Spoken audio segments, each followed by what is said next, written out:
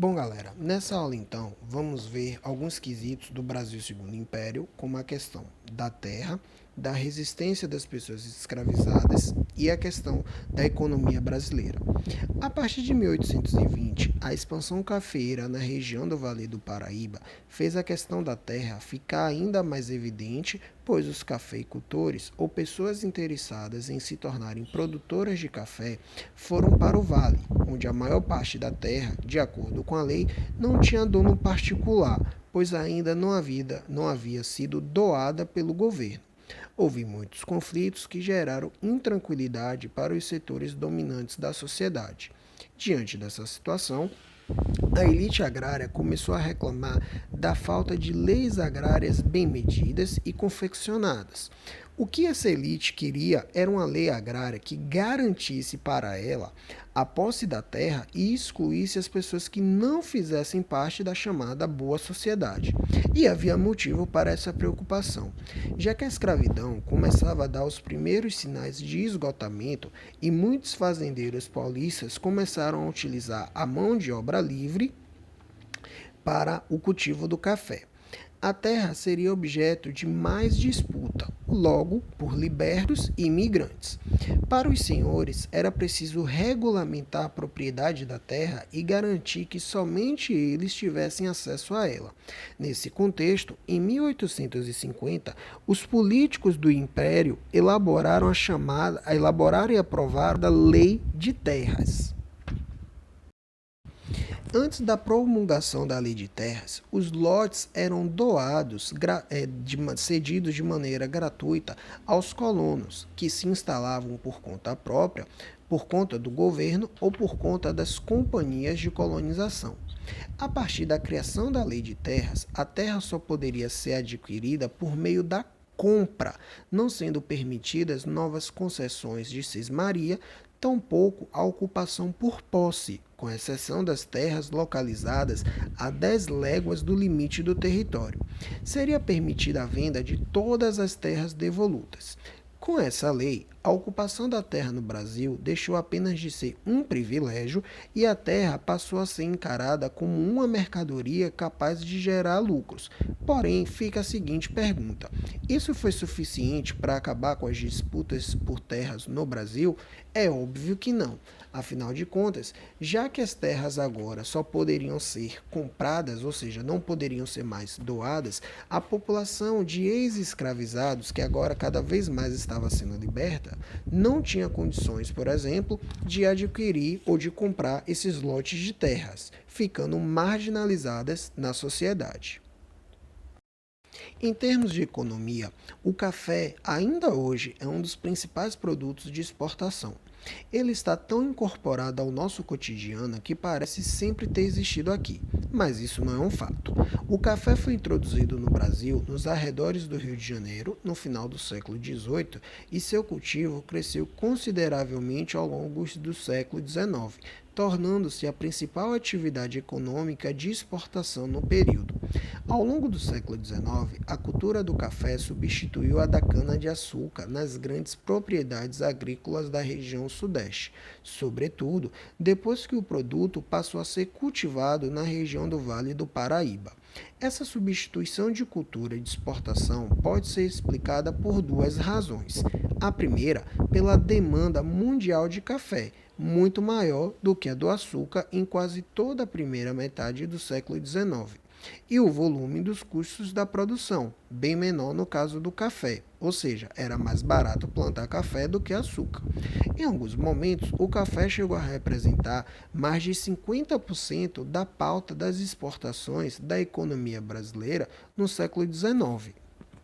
O aumento da participação do café na pauta das exportações brasileiras deu-se à medida que ocorria a expansão da área produtora. Inicialmente produzido nas redondezas da cidade do Rio de Janeiro, o café avançou em direção ao Vale do Paraíba Fluminense e Paulista, chegando posteriormente, depois, até a zona da Mata Mineira e ao norte de São Paulo, região chamada naquela época de Oeste Paulista. Bom, o café foi um dos grandes responsáveis pela melhoria da condição econômica do Brasil, a partir de 1840. Muitos cafeicultores se tornavam ricos e poderosos, porém, outras pessoas ganhavam muito mais dinheiro com o café. Eram os que compravam o produto do fazendeiro e o exportavam. Essas pessoas residiam nas cidades maiores, como Rio de Janeiro e mais tarde em São Paulo, e não tinham muito interesse em investir o seu dinheiro na produção do café. O dinheiro acumulado, ou seja, o capital, quando seus controladores percebiam haver condições favoráveis, poderia ser investido na montagem de algumas indústrias e em modernizações urbanas, especialmente nas cidades mais importantes. Foi com essas condições que ocorreu no Brasil o primeiro surto industrial, ou seja, um termo que utilizamos para explicar uma fase momentânea em que, devido a algumas condições específicas, surgem indústrias no país, porém o processo não tem continuidade. Bom, quando foram criados diversos tipos de estabelecimentos manufatureiros, como de chapéus, tecidos, fundição em máquinas, sabão e velas, papel, calçados e outros produtos mais, é o que a gente classifica como surto industrial. Esse surto foi estimulado inicialmente por uma medida governamental de 1844 que alterava a lei de tarifas alfandegárias sobre os produtos importados, estabelecendo as chamadas tarifas Alves Branco, a partir das quais os produtos estrangeiros originados de qualquer país pagariam de 20% a 60% de taxa para entrarem no Brasil. Essas tarifas tiveram um grande impacto sobre a economia nacional. Um produto inglês, que até então pagava somente 15% para entrar no Brasil, passava a pagar agora uma taxa acima de 20%, a mesma tarifa de produtos de outros países. O governo inglês estranhou a atitude do governo brasileiro, que quase sempre atendia aos interesses ingleses. Mesmo assim, a lei tarifária durou, com algumas modificações, por 16 anos. Apesar do resultado prático que teve, o de fomentar o setor manufatureiro, o objetivo da criação das tarifas Alves Branco era essencialmente aumentar a arrecadação do governo nas alfândegas. Contudo, a nova lei tarifária acabou criando condições para que surgissem vários estabelecimentos industriais montados por investidores particulares com capital, o dinheiro originado dos lucros do café e de outras atividades. Um dos exemplos mais conhecidos de investidor desse primeiro surto industrial brasileiro foi o Visconde de Mauá.